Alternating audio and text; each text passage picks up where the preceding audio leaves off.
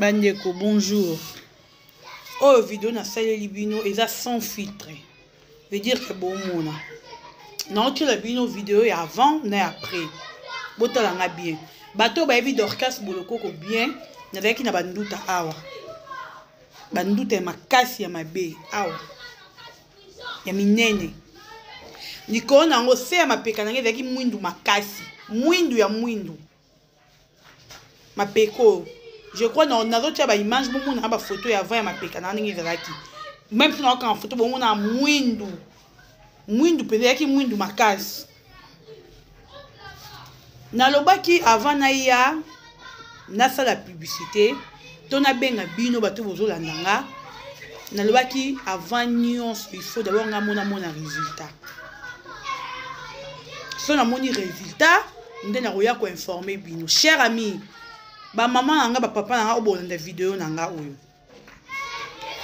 Bon monsieur bolo ba walete. Non la vidéo est sans filtre hein. Yango oyo. Et là sans filtre vidéo oyo. Veut dire que bon mon nanga. C'est sans filtre, n'avons un teint uniforme. Moi sur mon teint nanga na elongeza ndenge moko. Vous avez vu? Et un ndenge moko, teint nanga uniforme. Na maboko nanga bomona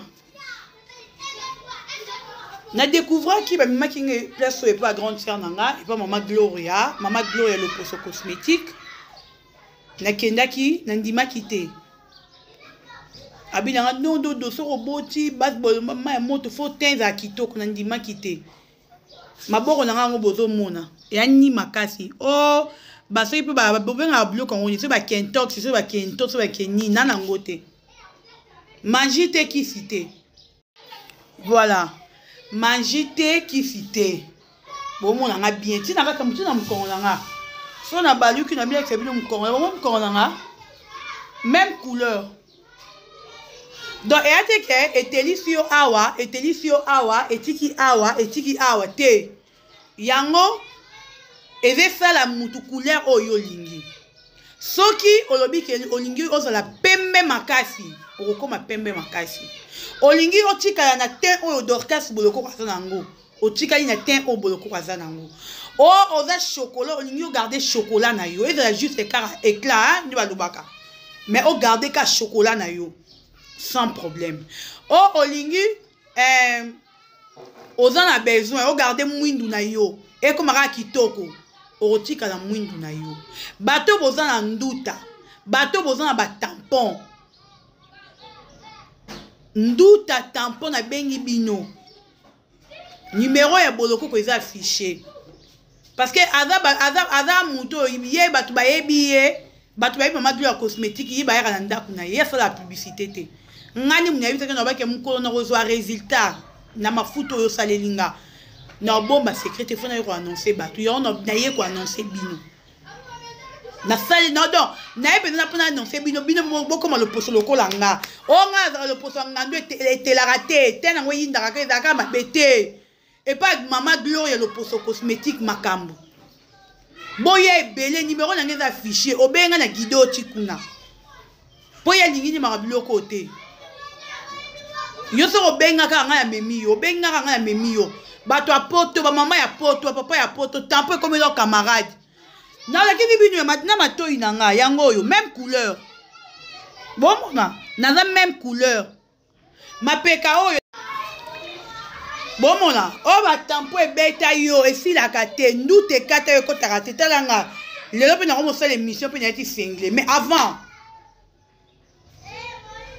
Ne bando la ta single la émission te. Grâce à maman Gloria le poso cosmétique. En tout cas, c'est quand on est libino. Et puis, Nicolas a la promotion. Benga, somme ma futa na yo. Prix abordable. Benga, somme ma futa na yo. A la promotion. A oteka na mbongo mukie. Ozi ma futa no sans problème. Ça la commande ma futa no de ma futa na yo. Question à Gatsby. Entre toi et Linda Coates, qui est allé dire na si la Bissau que Dakosa a voulu Kolongola Bino na SB. C'est ces jours-là que j'avais appris en réalité si la Bissau Mams Azarnadan contre nga parce que elle aurait appris na monoko soit ya Gatsby, soit ya Linda que nga na ça qui démarche à rolongola bango ibale na SB. C'est la magie. En réalité, likam oyo Gatsby na Linda ba prochanga eza kutu likam nanga te. J'ai géré likambu ya Duche na SB. Les gens vont se souvenir que Mams na ba miniature na ye na ba film na ye. Avant président Duche Kapanga, Mams azalaka vraiment kokabola miniature na mutote. OK. Azalaka akobima 5. Et puis bon, et ça là qui style na ye quoi. Achaka bilong na ye, mo atali koto, et ça là qui style na ye. C'est pas ce que ça a premier film ya Duche Kapanga achakuna, mais na film wana ba kabola ka bilongi ya achaka Duche Kapanga na miniature. Et Betara Linda Cots, moi Libaku. Je crois que Betara peut Gatsby Kabakeli, moi Libaku. Okay. La personne avec qui j'ai échangé physiquement, comme on soit noble, c'est Gatsby Kabakeli. Avec Linda, on n'a parlé que au téléphone. Parce qu'on a filmé un peu à jouer. Ah d'accord, c'est ce que d'ailleurs j'allais demander. Ouais, on a filmé un peu à jouer. Mais comme un grand frère ou comme un aîné, na âge pe na musala na conseiller qui bon je leur dis écoutez miniature ce n'est pas ça l'artiste c'est de prester là-dedans bato bakota la na miniature ba moni Duche Kapanga bakota na miniature ba moni Sila Bissau mais bakoti na film mais bakoti yo prester danser ben c'est pour toi d'ailleurs un miroir pour ba monao. Ouais. Donc il faut prester, contentez-vous n'est-ce pas de l'espace au Mams Sabino pour Bossani, oui. Mais après, il y a eu des propositions. Ils ont dit oui, ça va, c'est bon, coach, mais Yopo Komara. Pourquoi ne pas au Komara ou Tcharabisope, bah film en français, tu peux élargir peut-être au Komara film, sous motif, ça peut être jouer en anglais. Voilà, bienvenue sur notre chaîne Bolokoko officielle. Bonjour et bonsoir et bonjour Naba Aboni Nanga, bonjour Naba Aboni Nabiso. Bonjour Nabatutu Batala Radorka, c'est Bolokoko au Balandranga en direct des Bolokoko officiels. Merci de liker, merci surtout de partager, merci de commenter. Je vous aime tellement, je vous adore. Merveille, bonne année 2025. Nabino bebo s'abonner à la chaîne Nanga. Bonne année 2025. Nabatutu au Balingaranga, Ibagolua, Gladiator et Batu Nyons, surtout les Abakouk. Bonne année Nabino. Boza est belé partout dans le monde. Boza Rozilara analyse Nanga Kotala Rabiso. Vraiment, merci Nabino, Nzamba Pambole Langabino, Nzamba Moni Langabino, grâce Nabino, chaîne Nabiso abonné, Bazako Mata, Izako Talama, merci beaucoup. Boza tellement ébélé, Boza Rosela, ba vidéo Nabiso. En tout cas, tout liker, tout partager, tout commenter, hein, liker, partager et commenter notre vidéo. Merci beaucoup. Naba Ndekognon se boza branché. Merci beaucoup. Naba Gladiator. Voilà. Merci à Sam Koukou. Oya Kanisa Kibiso. Vraiment, tu lié bien. Grâce à Sam Koukou. Merci à toi. Merci à Hervé Mbikaï. Président Sololité. Hervé Mbikaï Solo là. Merci Naba Tunios Balingarabiso. Merci na président Yoshua. L'impératrice Sila Bissalou. Merveille à tout le monde. Voilà. En tout cas, non, c'est la vidéo. Moro, il y a vite fait. Nandinga Rosaranate.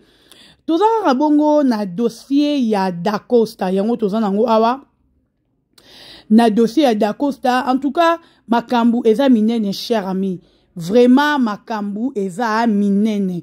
2025 nzamba zo ko bimisa batu nyonso o babande ki kovandela kombo asila batu nyonso o basala ki complot pona roluka ko éliminer fila batu nyonso ba préparer ki makamba mabe sur kombo ya fila. En tout cas 2025 oyo nzambe azobimisa tout le monde n'empoisa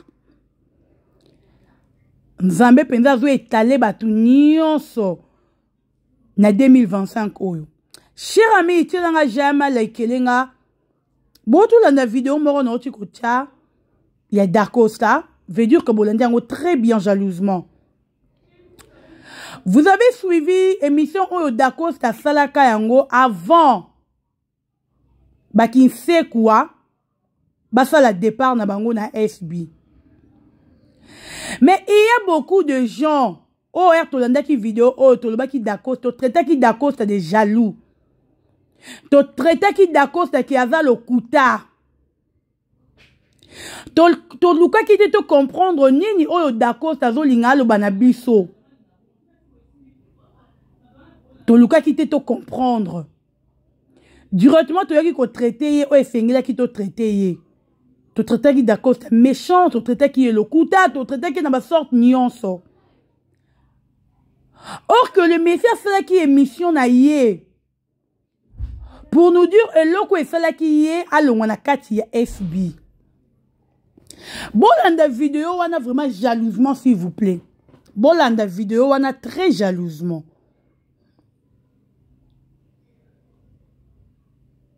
Dans les messieurs c'est là qui vidéo et c'est là qui pour nous bisabiso que yena sila bakabwana teke na ndenge ba memela ki message soit disant par rapport ndenge ya yaka liboso na première émission na ye kolobake.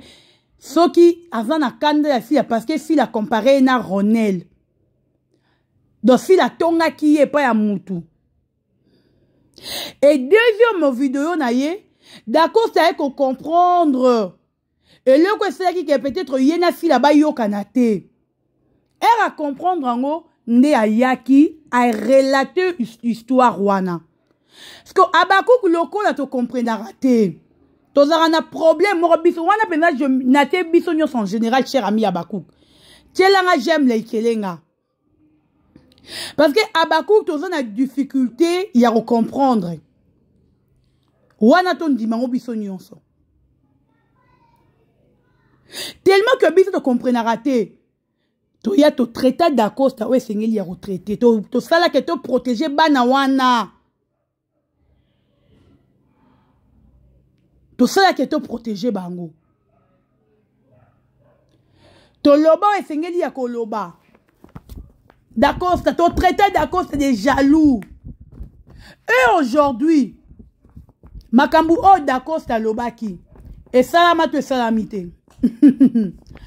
Abakouk, boya koloba nanga na ba commentaire. Tout ce que d'accord c'est d'une mission oyo. Sirbana wana mi balé. Et salama te salamité. Aujourd'hui, j'ai compris pourquoi d'accord, ça fallu sortie médiatique naïe. Il y a un bon moment une sortie médiatique, il y a d'accord, ça. À l'obédi kaka du début jusqu'à la fin, ming à l'obédi fila. Parce que d'accord, et l'autre bimisi d'accord, c'est que ça la sortie médiatique naïe. Par rapport, il y a émission, il y a imbécile, ouana, ou il y a salaki. D'accord, c'est mon qui bazo bambele beurre. D'abord, il y a le tournera sous na FBT pour na bango ba kenda au conseiller me pas assis là.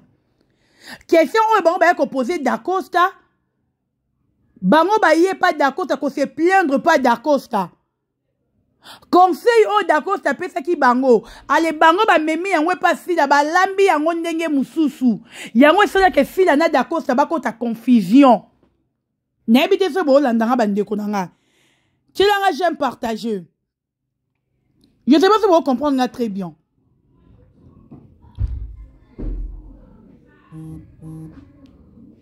Yango to monaki.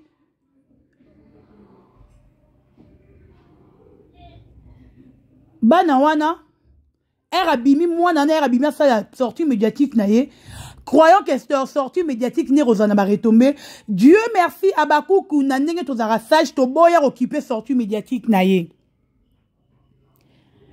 Et to boy occupé sortie médiatique na yo. Vu que la sortie médiatique na yo, ba tout na qui est question à côté à Dacosta. Elle a voulu à koluka ko kos la Dacosta makambu. Ko appuyer c'est que Dacosta il avait dit que oui, mam ça petit qui bango ba fait tinanga. Bandeko. Oyebine balobaka lokuta e yakana na essentiel. Vérité réelle en escalier aujourd'hui nandimi yango. Soki oza nzambe ata batu batelemi, il y aura un jour nzambe justifier yo. Voilà aujourd'hui nzambe va justifier fila.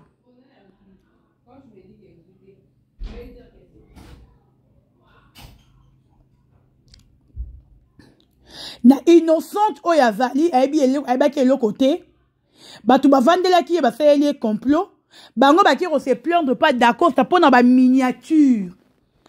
Donc bana wana soki lande botolande li bien. dossier na bango banda ko se plaindre donc ti fila banda ko te bango na miniature te ti to banda mona mamsa banda ko mita ye moko bango banda ko nyonga na kati ya mutema e banda ki ko choquer bango yango ba mi simba makinzela ba kei ko se plaindre pas ya Dacosta pe en tant qu'ancien doyen alobi non. Et koko le kabongo te. Bota tabo ezate que miniature ne mtisa ramut. A expliquer bango pe. Ale bango. Baye pas si là. Pona roluka ko bimisa Dacosta mabe. Babaloli makambu na bango e pa ya si là. Et que ça li confusion entre Dacosta na si là. Dacosta, c'est que moi je remarque aussi mon frère Dacosta n'a pas son conseil. Zalara na maîtrise sur oyoki likambu. Kon lukara ko perdre te. Parce que na remarqué na ba dire na yo ba émission na yo, ce qui na landi bien ti oyaka ko manque si la respect. Et zalara colère na kanda. Na makambu o batu ba komisela ki yo, okokai ko se maîtriser te no yaka o manquaka si la respect. Et après elle revend dire oyoko se rendre compte. Ya makambu wana ke fila wana zane innocente. Yango bomoni na deuxième émission Dacosta ayaka ko senga fila pardon. Sortie médiatique ne siko ya siko o tozo le beleza que Dacosta ye na sortie médiatique wana ko démenture. Makambu oyo mwana wana leki na émission loba appuyé que oui, on nous avait interdit de partir dans le mariage de Dacosta. Abakouk, tiens, j'aime. Est-ce que tu sais comprendre, hein? Oh, ya comprendre, bah, qu'on a comprendre, na faire comprendre, est-ce que tu sais comprendre, hein? But, il y a sorti médiatique, na bango. But, il y a sorti médiatique, il y a Dacosta. Donc, Dacosta, l'ingi, il sous-souté, à la pomoko boye, il y a bango, bah, les capons, na rofinga, si, là. Dacosta, l'ingi, il sous-souté, à la problème, na, si, là.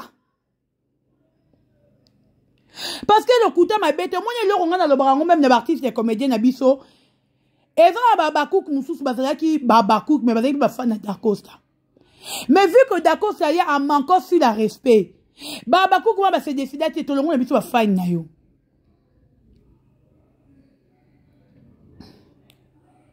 Beaucoup de gens, bah, le baquet, Dacosta, ça y est sorti médiatique, parce que, Babé Nina belle vie, et va ko beba na tena belle vie.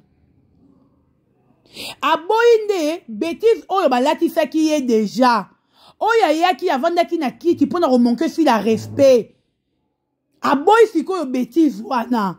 Alobi cette fois-ci bo reparolanga mafuta te na biloko nga na liete. Il faut na sa nini na boyango.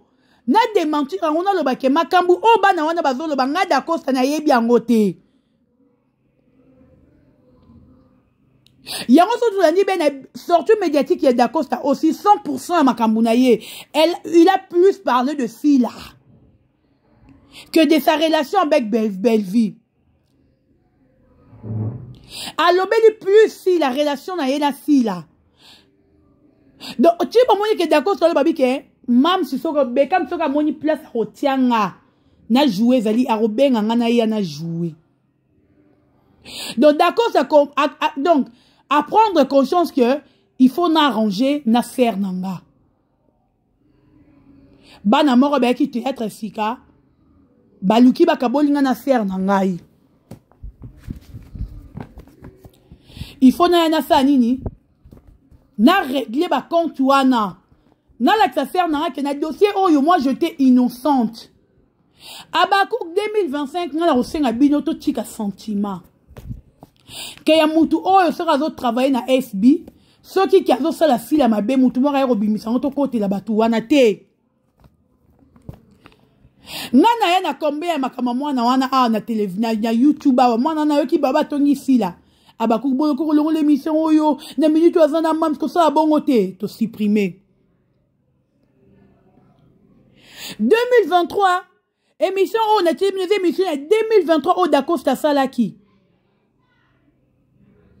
Dacosta a parlé ces choses en 2023.